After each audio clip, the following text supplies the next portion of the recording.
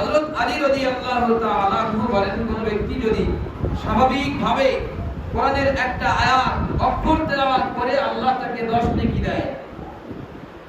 10টা নেকি দেয় মানে আল্লাহ জান্নাতে যাওয়ার জন্য 10টা পথ কেমন যেন বান্দার খুলে দেন। সুবহানাল্লাহ বলেন।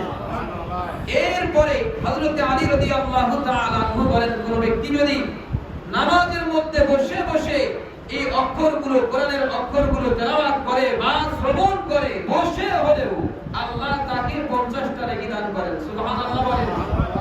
এরপরে হযরত আলী রাদিয়াল্লাহু তাআলা আনহু বলেন, আর মর্মান্তিক কথা, কোন ব্যক্তি যদি দাঁড়িয়ে দাঁড়িয়ে কোরআনের তেলাওয়াত করে বা কোরআনের শ্রবণ করে, কোরআনের তেলাওয়াত শ্রবণ করে, হযরত আলী রাদিয়াল্লাহু তাআলা আনহু বলেন, প্রত্যেকটা হরফ শোনার খাতিরে আল্লাহ ওই বান্দাকে 100টা করে নেকি দান করেন। সুবহানাল্লাহ।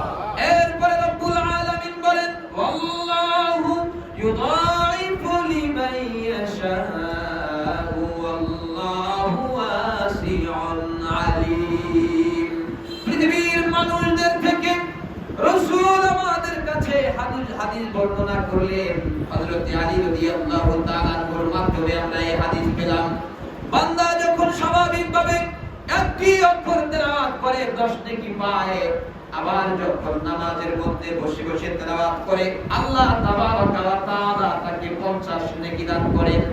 আবার যখন ওই ব্যক্তি দাঁড়িয়ে দাঁড়িয়ে তেলাওয়াত করে বা তেলাওয়াতের শ্রবণ করে, হযরত আলী রাদিয়াল্লাহু তাআলা আনহু বলেন, রাসূল বলেছেন আল্লাহ তাকে 100 সওয়াব দান করেন এক হরফের বিনিময়ে। এরপরে মর্মান্তিক কথা আল্লাহ শোনাচ্ছেন, আল্লাহ বলেন আরো ব্যাপক দান করনেওয়ালা, সুতরাং আল্লাহ যদি চায় আল্লাহ তাকে কত সওয়াব দান করবেন পৃথিবীর কেউ বলতে পারে না। সুবহানাল্লাহ নাই? সুবহানাল্লাহ। আল্লাহু ইউদাইফু লিমান ইয়াশা। তারা তো সওয়াবের খাতিরে একটা গণ্ডি নির্ধারণ করে দিয়েছে, একটা সীমা নির্ধারণ করে দিয়েছে, কিন্তু আল্লাহ বলেন আল্লাহু ইউদাইফু লিমান ইয়াশা, আল্লাহ আরো বেশি দেনওয়ালা। কত বেশি দিতে পারেন সেটা বলেননি, আল্লাহ বলেছেন আরো অনেক বেশি দেনওয়ালা। আল্লাহ কত বেশি দেবেন এটা আল্লাহ পাকই ভালো জানেন। এইজন্য এবার বলেন দেখি, যদি আমরা বেশি তেলাওয়াত করি আর কম তেলাওয়াত করি, সূরা তারাবি আর খতম তারাবি, সূরা তারাবিতে কেমন তেলাওয়াত হয় আর খতম তারাবিতে কেমন তেলাওয়াত হয়? সূরা তারাবিতে আর রহমান আল্লামাল কুরআন খালাকাল ইনসান, আল্লাহু আকবার, এক রাকাতের তেলাওয়াত শেষ।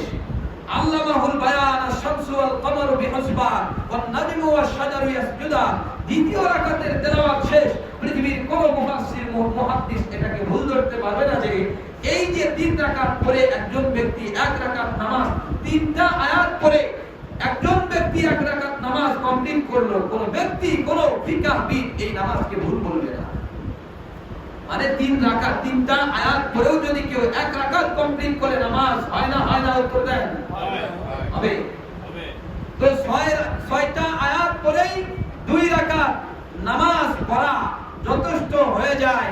আর সূরা তারাবির ক্ষেত্রে ঠিক পরিপূর্ণ, আমার কথাটা যদিও না হয় কিছুটা হলেও বা আত্মবিশ্বাসের সাথে বলতে পারি 80% সূরা তারাবির নামাজে এরকমটাই হয়ে থাকে। কথা ঠিক কিনা বলেন? যদি এইরকম হয় তাহলে এবার জবাব দিতে হবে, সূরা তারাবির বেলায় সওয়াব বেশি নাকি খতম তারাবির বেলায় সওয়াব বেশি? কেমন সওয়াব বেশি? সূরা তারাবিতে সূরা ফাতিহা 1 রাকাতে একবার পড়ি, খতম তারাবিতেও একবার পড়ি। তবে পার্থক্য হলো এখানে সূরা তারাবি যখন পড়া হয় তখন সূরা তারাবিতে 3 রাকাত 5 রাকাত সব 3 আয়াত 5 আয়াত সর্বোচ্চ 10 আয়াত দেওয়া হয়, 10 আয়াতের উপর বলা হয় না। আর এক পৃষ্ঠায় 15টা লাইন পড়ে হাফেজ সাহেব সিজদা করে, 1.5 পৃষ্ঠা পড়ে এই প্রথম 6 দিন হাফেজ সাহেব প্রত্যেক রাকাতের পরে সিজদা করে। 1.5 পৃষ্ঠা বেশি নাকি 6 আয়াত বেশি? জবাব দেন। তো 6 আয়াতে যদি আমার সওয়াব হয়, প্রত্যেকটা অক্ষরে 700 নেকি হয়, তাহলে এই 1.5 পৃষ্ঠা পড়লে আল্লাহ কেমন নেকি আপনাকে দেবেন, এই ভাবনা ভিতরে রেখে আপনার প্রতি আমার উদারত আহ্বান, আপনি কোন নামাজ পড়বেন এটাকে একটু বিবেচনা করবেন। সূরা না কত? সূরা তারাবির দিকে শুধু তো, যেদিকে সূরা তারাবি আছে ওইদিকে হুজুরের যে স্পিড 2 মিনিটে হুদা 2 রাকাত শেষ খাওয়া 2 মিনিটে কেন? এমনও মানুষ তো আছে 4 রাকাত নামাজ পড়তে 3 মিনিট সময় লাগে। ওকে ভালো বলবেন নাকি কি বলবেন আপনি ভালো জানেন। আবার অনেক মানুষ আছে হযরত রাসূলুল্লাহ সাল্লাল্লাহু আলাইহি ওয়াসাল্লাম যখন নামাজে দাঁড়িয়ে যেতেন, এশার পর কখনো কখনো নফল নামাজে দাঁড়িয়ে যেতেন। নফল নামাজ যখন শুরু করতেন, কোরআনের তেলাওয়াত আরম্ভ করতেন, এমন ইতিহাস আছে, হাদিস আছে, এক আয়াত পড়তে পড়তে রাসূলের নামাজ এক আয়াতের মধ্যে সীমাবদ্ধ থাকতে থাকতে মানে কি?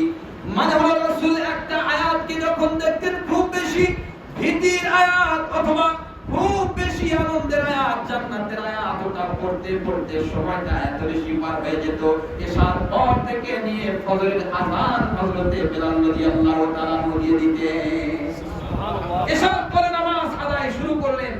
ফজরের নামাজে হযরতে বেলাল রাদিয়াল্লাহু তাআলা যখন আযান দেয়, তার আগে আগে হযরত রাসূল কারীম সাল্লাল্লাহু আলাইহি ওয়াসাল্লাম 2 রাকাত নামাজ শেষ করতেন। হযরত উসমান নামাজ পড়তেন এমন ভাবে পাগুলো ফুলে যেত। হযরত আলী রাদিয়াল্লাহু তাআলা আনহু নামাজ পড়তেন এমন ভাবে তীর মারলেও টের পেতেন না যে তাকে তীর মারা হয়েছে। আবার নামাজে দাঁড় করানো হতো, আবার তার শরীর থেকে তীর খোলা হতো। হযরত আলীকে একবার নামাজে দাঁড় করানো হলো, নামাজে দাঁড়ালেন উনি, এরপর কাফেররা তীর মারলো, হযরত আলী বুঝলেন না। সুবহানাল্লাহ বলেন। এরপরে যখন নামাজ শেষ, নিষ্ক্রিয়া শুরু হলো, আলী রাদিয়াল্লাহু তাআলা আনহুকে রাসূলের কাছে নিয়ে গেলেন। রাসূল, হযরত আলীর দেহ থেকে তো তীরকে আলাদা করা যাচ্ছে না, এখন কি করণীয়? তখন রাসূল প্রশ্ন করলেন, তীরটা কোন সময় লেগেছিল? বললেন নামাজে থাকা অবস্থায়। হযরত রাসূল বললেন, আবার নামাজে দাঁড় করায় দাও। আবার নামাজে দাঁড় করানো হলো। কিছুক্ষণ পর সাহাবায়ে কেরাম তীরটাকে টেনে বের করে ফেললেন। নামাজ শেষে হযরত আলীকে জিজ্ঞেস করা হলো, টের পেয়েছেন? বলে, না, আল্লাহর কসম টের পাই নাই, আল্লাহ আমাকে ওই সময় জান্নাত দেখিয়েছে। সুবহানাল্লাহ। এই হলো সাহাবায়ে কেরামের নামাজ। সূরা তারাবির জন্য পাগল।